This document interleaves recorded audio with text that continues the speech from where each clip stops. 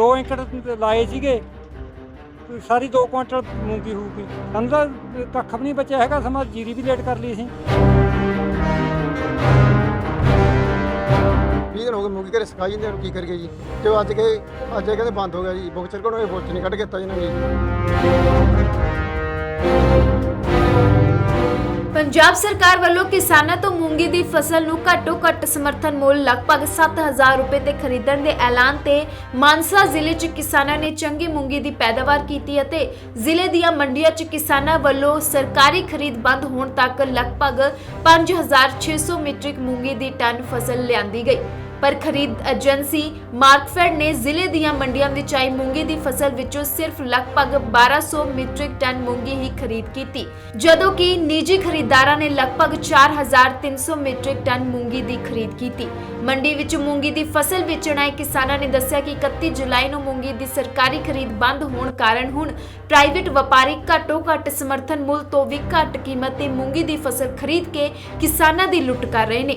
ਮਾਨਸਾ ਦੀ ਅਨਾਜ ਮੰਡੀ 'ਚ ਮੂੰਗੀ ਦੀ ਫਸਲ ਲੈ ਕੇ ਆਏ ਕਿਸਾਨ ਗੁਰਜੰਟ ਸਿੰਘ ਨੇ ਦੱਸਿਆ ਕਿ ਪੰਜਾਬ ਸਰਕਾਰ ਵੱਲੋਂ ਖੇਤੀ ਨੂੰ ਬਦਲਣ ਦੀ ਕੀਤੀ ਅਪੀਲ ਤੇ ਉਹਨਾਂ ਨੇ 2 ਏਕੜ ਜ਼ਮੀਨ ਤੇ ਮੂੰਗੀ ਦੀ ਬਿਜਾਈ ਕੀਤੀ ਸੀ, ਪਰ ਹੁਣ ਮੂੰਗੀ ਦੀ ਫਸਲ ਸਿਰਫ 1500 ਰੁਪਏ ਪ੍ਰਤੀ ਕੁਇੰਟਲ ਦੇ ਹਿਸਾਬ ਨਾਲ ਖਰੀਦੀ ਜਾ ਰਹੀ ਹੈ।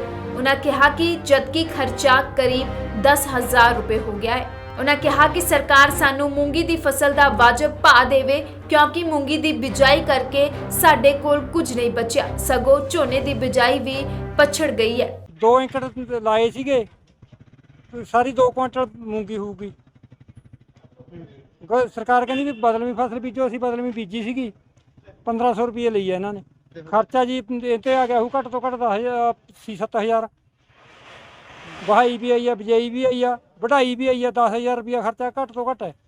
ਸਰਕਾਰ ਜੀ ਕੁਛ ਤਾਂ ਦੇਵੇ ਸਾਨੂੰ ਤਾਂ ਕੱਖ ਵੀ ਨਹੀਂ ਬਚਿਆ ਹੈਗਾ, ਸਮਾਂ ਜੀਰੀ ਵੀ ਲੇਟ ਕਰ ਲਈ ਅਸੀਂ। 20 ਦਿਨ ਹੋ ਗਏ ਮੂੰਗੀ ਘਰੇ ਸੁਕਾਈ ਜਾਂਦੇ, ਹੁਣ ਕੀ ਕਰੀਏ ਜੀ। ਤੇ ਅੱਜ ਕਹਿੰਦੇ ਬੰਦ ਹੋ ਗਿਆ ਜੀ, ਬੁਕਚਰ ਕੋਲੋਂ ਇਹ ਬੁਲਚ ਨਹੀਂ ਕੱਢ ਕੇ ਦਿੱਤਾ ਇਹਨਾਂ ਨੇ ਜੀ। ਕਹਿੰਦੇ ਮਸ਼ੀਨਾਂ ਹੀ ਨਹੀਂ ਸਾਡੇ ਕੋਲ, ਤਾਂ ਕਹਿੰਦੀ ਪਹਿਲਾਂ ਕਹਿੰਦੇ ਘਰੇ ਸੁਕਾ ਲਓ, ਤੁਹਾਨੂੰ ਮਹਾਜਬਾ ਦੇ ਫੁੱਲ ਵੀ ਮੈਂ 7200 ਦਾ ਭਾਅ ਦੇਵਾਂਗੇ, ਦਿੱਤਾ ਨਹੀਂ ਜੀ। ਠੀਕ ਹੈ, 4500 ਦੀ ਮੂੰਗੀ ਲਈ ਜਾਂਦੇ ਆ, ਧੱਕਾ ਸਹੀ ਹੋ ਰਹੀ ਸਾਡੇ ਨਾਲ ਜੀ। 3500 ਕਿਹੜਾ 2000 ਤੱਕ ਖਰੀਦ ਕੀਤੀ ਹੈ ਜੀ, ਹੋਰ ਦੱਸੋ। 2200 2000 4500 ਸਰਟਰੀ ਲਾਈ ਇਹਨਾਂ ਨੇ ਜੀ। ਠੀਕ ਹੈ ਨਾ ਜੀ, ਸਾਰੇ ਹੈਰਾਨ ਹੋਈ ਜਾਂਦੇ ਕਿਸਾਨ ਭਾਈ, ਕੀ ਕਰਗੇ, ਹਰ ਕੇ ਖੁਦ ਖਰਚੇ ਕਰ ਰਹੇ, ਕੀ ਕਰਗੇ। ਪ੍ਰਾਈਵੇਟ ਲੈਣਗੇ ਜੀ ਵਪਾਰੀ, ਕੋਈ ਭਾਅ ਲੈਣੇ ਇਹਨਾਂ ਦਾ ਭਾਅ ਹੈ, ਸਾਡੇ ਕੋਲ ਤਾਂ ਕੀ ਉਹ ਤੋਂ ਬਾਅਦ ਜੀ। ਠੀਕ ਹੈ, ਅਸੀਂ ਤਾਂ ਇਹ ਮੰਗ ਕਰਦੇ ਜੀ ਸਾਡਾ ਸਹੀ ਭਾਅ ਦੇ ਦਿਓ, ਸਾਡੇ ਬਸ ਸਹੀ ਕੰਮ ਚੱਲੇ ਜੀ। ਠੀਕ ਹੈ ਨਾ ਜੀ, ਹੋਰ ਕੁਝ ਨਹੀਂ ਮੰਗਦੇ ਜੀ ਅਸੀਂ ਵੀ, ਕਿਉਂ ਮੇਰਾ ਡੈਡੀ ਵੀ ਖੁਦਕਸ਼ੀ ਕਰ ਗਿਆ, ਕਰਜ਼ਾ ਸੀਗਾ ਸਾਡੇ ਸਿਰ ਜੀ। ਠੀਕ ਹੈ, ਹੁਣ ਕੀ ਕਰੀਏ ਦੱਸੋ। ਪੰਜਾਬ ਸਰਕਾਰ ਪੰਜਾਬ ਦੇ ਕਿਸਾਨਾਂ ਦੇ ਨਾਲ ਬਹੁਤ ਵੱਡਾ ਧੋਖਾ ਕਰ ਰਹੀ ਹੈ, ਕਿਉਂਕਿ ਝੋਨਾ ਲਾਉਣ ਤੋਂ ਪਹਿਲਾਂ ਜਦੋਂ ਕਣਕਾਂ ਵੱਢੀਆਂ ਕਿਸਾਨਾਂ ਨੇ, ਉਦੋਂ ਇੱਕ ਅਪੀਲ ਪੰਜਾਬ ਸਰਕਾਰ ਨੇ ਕੀਤੀ ਸੀ ਕਿ ਝੋਨਾ ਜਿਹੜਾ ਫਸਲ ਆ ਉਹ ਲੇਟ ਲਾਓ, ਪਾਣੀ ਮੁੱਕ ਰਹੇ ਨੇ। ਉਸ ਤੋਂ ਪਹਿਲਾਂ ਜਿਹੜੀ ਮੱਕੀ ਜਾਂ ਮੂੰਗੀ ਦੀ ਫਸਲ ਬੀਜੋ, ਜਿਸ ਤੇ ਸਾਰੇ ਮਤਲਬ ਪ੍ਰਬੰਧ ਕਰ ਲਿਆ ਸਰਕਾਰ ਨੇ, ਉਹ ਖਰੀਦੋ। MSP ਰੇਟ ਜਿਹੜਾ ਕੇਂਦਰ ਸਰਕਾਰ ਨੇ ਤੈਅ ਕੀਤਾ ਉਹ ਤੇ ਖਰੀਦਾਂਗੇ।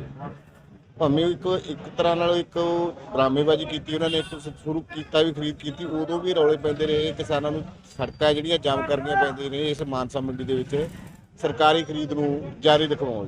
ਉਹ ਪਹਿਲੇ ਹੀ ਭੱਜਣਾ ਚਾਹੁੰਦੇ ਸੀ, ਪਰ ਮਰਦੇ ਜਿਉਂਦੇ ਨੇ ਉਹ ਜਿੰਨਾ ਉਹਨਾਂ ਨੇ ਕੀਤਾ ਕਿ ਅਸੀਂ ਇਸ ਡੇਟ ਤੱਕ ਸਰਕਾਰੀ ਖਰੀਦ ਕਰਾਂਗੇ, ਉਹ ਡੇਟ ਹੀ ਲਿਆਂਦੀ ਹੈ। ਉਸ ਤੋਂ ਬਾਅਦ ਹੁਣ ਪਤਾ ਲੱਗਿਆ ਵੀ 2 ਦਿਨਾਂ ਦੀ ਖਰੀਦ ਹੈ ਜਿਹੜੀ ਉਹ ਬੰਦ ਹੈ। ਉਹ ਕਿਸਾਨ ਨੇ ਤਾਂ ਮੰਡੀ 'ਚ ਹੀ ਲੈ ਕੇ ਆਉਣੀ ਆ ਬਸ।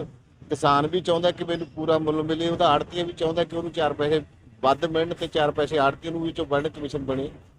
ਪਰ ਇਹਦੇ ਬਾਵਜੂਦ ਮੰਡੀ ਦੇ ਵਿੱਚ ਆ ਕੇ ਸਾਰੀਆਂ ਢੇਰੀਆਂ ਢਹਿ ਜਾਂਦੀਆਂ ਨੇ ਤੇ ਕਿਸਾਨ ਨੂੰ ਪ੍ਰਾਈਵੇਟ ਵਪਾਰੀਆਂ ਦੀ ਉਹਨਾਂ ਦੀ ਆਪਦੀ ਲੋੜ ਹੈ, ਉਹ ਆਪਦੇ ਹਿਸਾਬ ਨਾਲ ਰੇਟ ਲਾਉਂਦੇ ਆ।